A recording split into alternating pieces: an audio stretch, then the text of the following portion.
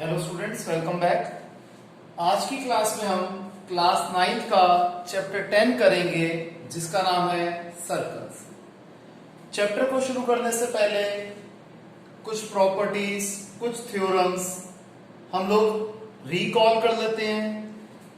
काफी थ्योरम्स, काफी प्रॉपर्टीज इसमें ऐसी हैं जो आप प्रीवियस क्लासेस में क्लास 7th 8th में पढ़ चुके हैं, उसे रिवाइज कर लेते हैं। और कुछ प्रॉपर्टीज जो नई है उसे डिस्कस कर लेते हैं और फिर हम लोग चैप्टर को शुरू करेंगे। तो सबसे पहले हम लिख लेते हैं जैसे the angle in a semi circle is a right angle. अगर सेमी सर्कल में कोई भी एंगल बनता है तो वो राइट एंगल होता है।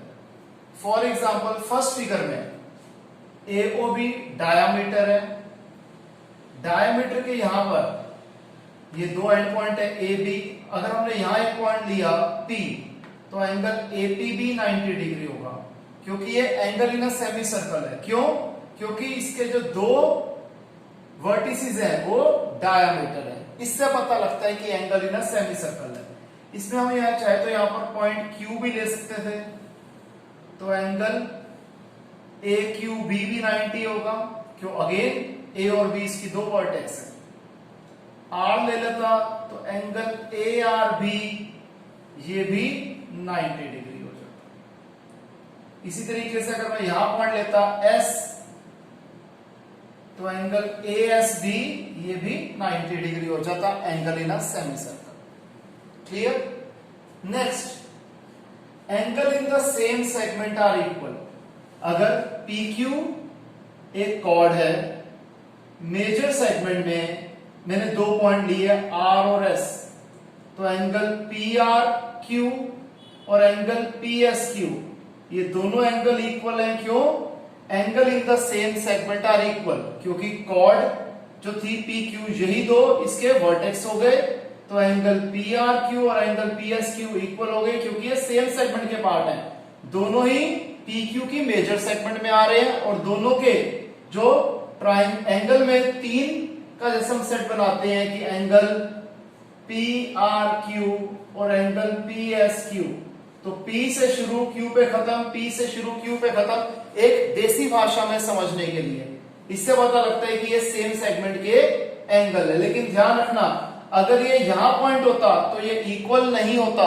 हालांकि उसमें भी वो चीज तो एप्लीकेबल होती, जैसे मैंने यहां ले लिया पॉइंट T, तो एंगल PTQ ये P और Q वाली बात तो एप्लीकेबल होती, लेकिन ये माइनर सेगमेंट में आ जाता, इसलिए ये इक्वल नहीं होता। तो इसलिए ये बात ध्यान रखना कि ये मेजर सेगमेंट में ही दोनों पॉइंट हो या दोनों ही माइनर सेगमेंट में हो, सेम सेगमेंट के अंदर पॉइंट्स होने चाहिए। क्लियर? फिर हमारी थ्योरम 10.8 जिसका प्रूफ भी पेपर में अक्सर पूछा जाता है, वो क्या है कि angle subtended bye an arc eight the centre is twice the angle subtended bye it on any other part of the remaining part of the circle. ये देखिए, जैसे कि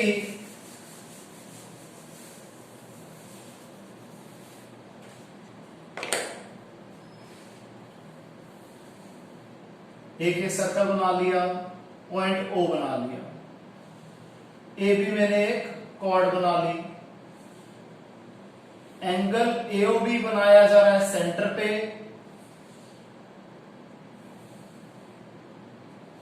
और एंगल AQB बनाया जा रहा है remaining part of the circle पे। तो क्या होगा?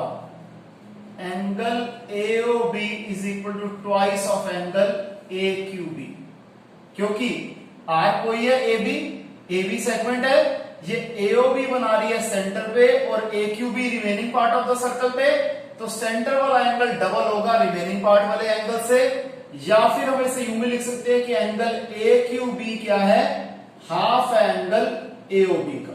बात एक ही है, मैं राम से दुगना बड़ा हूं उम्र में, या राम मेरे से आधा है उम्र में, बात एक ही है। एक ही बात को कहने के दो नजरिए हैं। क्लियर? फिर आ जाते हैं फोर्थ पॉइंट पे।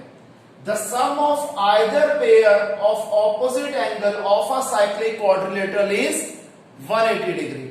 कि अगर साइक्लिक क्वाड्रिलेटरल होगा तो उसके कोई भी हम पेड़ ले लें ऑपोजिट एंगल का, तो उसका सम हमेशा 180 डिग्री होगा। सबसे पहली बात, साइक्लिक क्वाड्रिलेटरल क्या होते हैं? साइक्लिक क्वाड्रिलेटरल वो होता है जिसके चारों पॉइंट्स, चारों वर्टिसेस सर्कल के ऊपर लाई करें। फॉर एग्जांपल ये एक सर्कल है और ये क्वाड्रिलेटरल मैंने बना लिया ए बी सी डी, इसके चारों एंड पॉइंट्स जो है सर्कल के ऊपर लाई कर रहे हैं, तो ए बी सी डी एक साइक्लिक क्वाड्रिलेटरल है। तो यहां पर ए और सी ऑपोजिट एंगल है, तो angle A plus angle C ये 180 डिग्री होगा, और एंगल बी प्लस डी ये 180 डिग्री होगा, क्योंकि ऑपोजिट एंगल का सम 180 डिग्री होता है। अगली प्रॉपर्टी इसकी उल्टी, कि अगर एक नॉर्मल क्वाड्रिलेटरल में भी ऑपोजिट एंगल्स का सम 180 डिग्री हो, फिर वो नॉर्मल क्वाड्रिलेटरल नहीं है बल्कि वो एक साइक्लिक क्वाड्रिलेटरल है। फिर equal cord subtends equal angle at the centre, कि अगर एक सर्कल है उसमें दो कॉर्ड्स हैं, अगर दोनों कॉर्ड्स इक्वल हैं तो दोनों जो एंगल बनेंगे सेंटर पे वो भी इक्वल होंगे। फॉर एग्जाम्पल एक सर्कल है, इसमें दो कॉर्ड्स हैं ए बी और सी डी, ओ सर्कल का सेंटर है। तो यहां पर हम क्या देखेंगे कि अगर ए बी और सी डी बराबर है तो एंगल ए ओ बी और angle C O D equal होंगे। क्लियर? कि अगर कॉर्ड्स इक्वल हैं तो सेंटर पे एंगल बराबर बनाएगी, और इसका उल्टा, अगर दो कॉर्ड्स सेंटर पे बराबर एंगल बना रही हैं तो दोनों कॉर्ड्स भी इक्वल हैं। ठीक है जी। अब सेम चीज दूसरे तरीके से भी हम कर सकते हैं कि अगर दो कॉन्ग्रुएंट सर्कल्स हैं, कॉन्ग्रुएंट सर्कल्स इनका रेडियस सेम होती है, तो उसमें क्या हो जाता है उसका भी आपको थोड़ा सा कॉन्सेप्ट बता देता हूं। ये सेम चीज हमारी यूज होगी एग्जाम्पल्स में, थ्योरम में, कि अगर ए बी और सी डी दो इक्वल कॉर्ड्स हैं,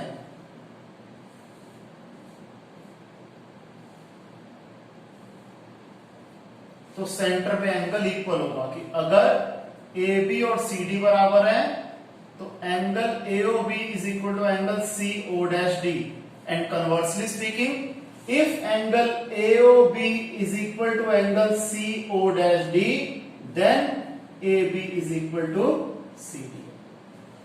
clear students? Next, perpendicular from the centre bisects the chord, कि अगर एक सर्कल है, ये है हमारे सर्कल का सेंटर, ये एक कॉर्ड है ए बी ओ, अगर ओपी ए बी के परपेंडिकुलर है तो क्या होगा? P मिड पॉइंट होगा ए बी का, perpendicular from the centre bisects the chord. P जो होगा वो ए बी का मिड पॉइंट हो जाएगा अगर ओपी ए बी के परपेंडिकुलर है। एंड कन्वर्सली स्पीकिंग, अगर P मिड पॉइंट है ए बी का और इसे O से ज्वाइन कर देंगे तो OP AB के ऊपर परपेंडिकुलर बनाएगा ही बनाएगा। ठीक है जी। फिर equal chords of a circle are equidistant from the centre, कि अगर दो कॉर्ड्स की लेंथ इक्वल है तो उनकी सेंटर से दूरी भी बराबर होगी। एंड कन्वर्सली स्पीकिंग, अगर दो कॉर्ड्स की सेंटर से दूरी बराबर है तो वो दोनों कॉर्ड्स भी इक्वल होंगे। क्लियर है स्टूडेंट्स? तो ये बेसिक बातें थी, इसे आप दिमाग में बैठाइए, ये सारा कॉपी कीजिए, और आज की क्लास में हम इस चैप्टर से रिलेटेड सारे एग्जांपल्स और थ्योरम कवर करेंगे। क्लियर? तो सबसे पहले इसे कॉपी कर दीजिए।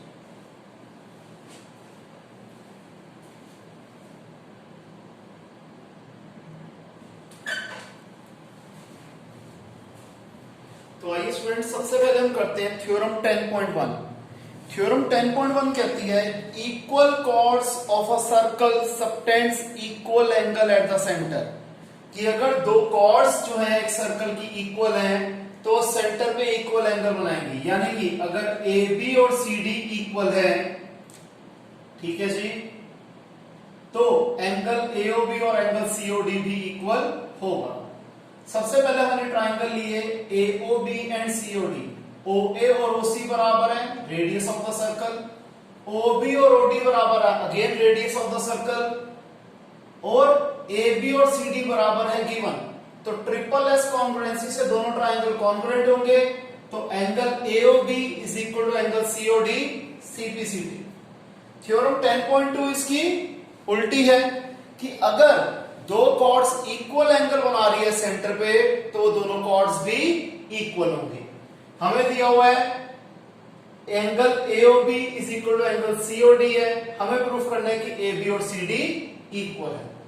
मैंने ट्राइंगल लिए एओबी एंड सीओडी, ओए और ओसी बराबर है रेडियस, ओबी और ओडी बराबर है रेडियस, और angle AOB is equal to angle COD given. अब यहां पर एस ए एस से दोनों ट्राइंगल कॉन्ग्रुएंट हो गए, जब कॉन्ग्रुएंट हो गए तो A B is equal to C D CPCT. Clear? इसे कॉपी कीजिए।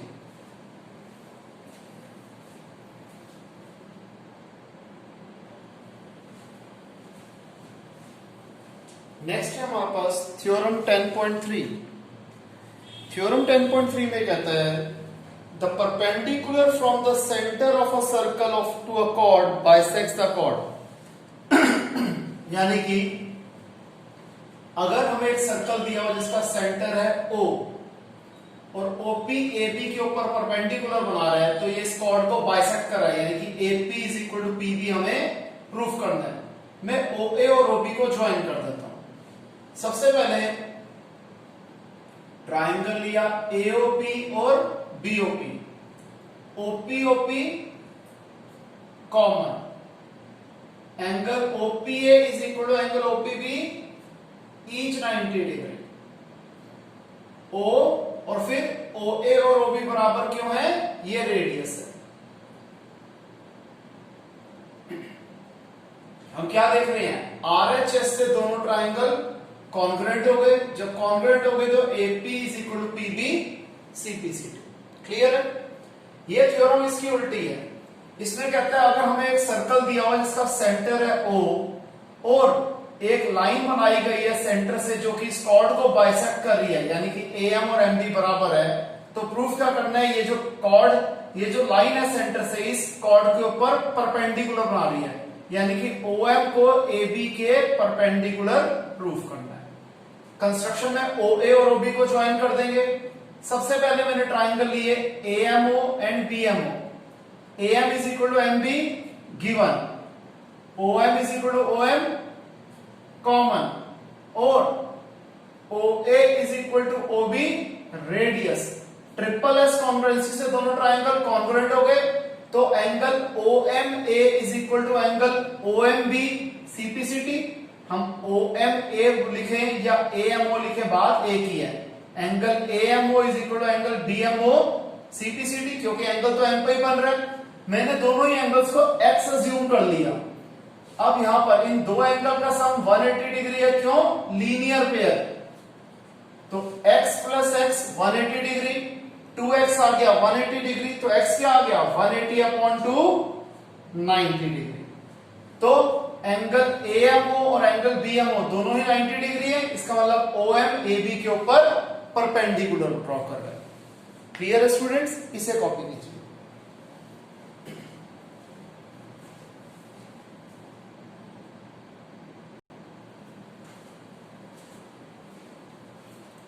अब इस चैप्टर की सबसे इंपॉर्टेंट थ्योरम जिसका प्रूफ अक्सर पेपर में आ जाता है कि angle subtended bye an arc eight the centre is twice the angle subtended bye it on any other part of the remaining part of the circle. यानी कि यहां पर हम तीनों केसेस बना लेते हैं। आप एक केस से समझो कि एक सर्कल है, सेंटर है O।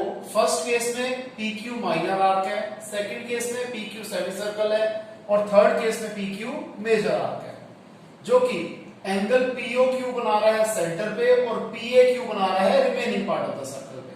प्रूफ क्या करना है कि angle POQ is twice the angle PAQ। Construction क्या कर देंगे, AO को ज्वाइन कर देंगे और उसे प्रोड्यूस कर देंगे पॉइंट B तक। अब सबसे पहले अगर हम ट्राइंगल, हम यहां पर देते हैं एंगल BOQ, ये एंगल OAQ और एंगल AQO, इन दोनों के सम के बराबर है। क्यों? Exterior angle property. Exterior angle property क्या होती है? Exterior angle of a triangle is equal to sum of opposite interior angle. अब इस ट्राइंगल OAQ के अंदर OA और OQ बराबर है, क्यों? रेडियस है। तो एंगल OAQ और एंगल OQA बराबर हो गए, क्यों? Angle opposite to equal sides of a triangle are equal. अब एंगल BOQ किसके बराबर था? OAQ प्लस AQO, तो मैं इसे OAQ प्लस OAQ लिख सकता हूं। क्यों? Because angle OAQ is equal to angle OQA है। ठीक है जी। तो ये OAQ क्या हो जाएगा? Twice of angle OAQ। अगर angle BOQ twice of angle OAQ है तो एंगल BOP क्या होगा? Twice of angle OAP। ये हो गई इक्वेशन 1, ये हो गई इक्वेशन 2। इन दोनों इक्वेशन को ऐड कर दो। Angle BOQ plus angle BOP left side पे आ जाएगा, राइट साइड पे क्या आ जाएगा? Twice of angle OAQ plus twice of angle OAP। अब angle BOQ plus angle BOP क्या हो जाता है? एंगल POQ बन जाता है। इसमें से ट्वाइस कॉमन आ गया, OAQ और OAP क्या आ जाएगा? PAQ आ जाएगा। लेकिन थर्ड केस में हम POQ की जगह लिख देंगे reflex of angle POQ। Clear है स्टूडेंट्स? तो यहां पर हमारे इस चैप्टर की सारी प्रॉपर्टीज और थ्योरम हमने डिस्कस कर ली। इसे आप आराम से कॉपी कर लीजिए। किसी को कोई डाउट हो तो लाइव क्लास में हम उस डाउट्स को क्लियर कर देंगे। Okay students, bye, take care.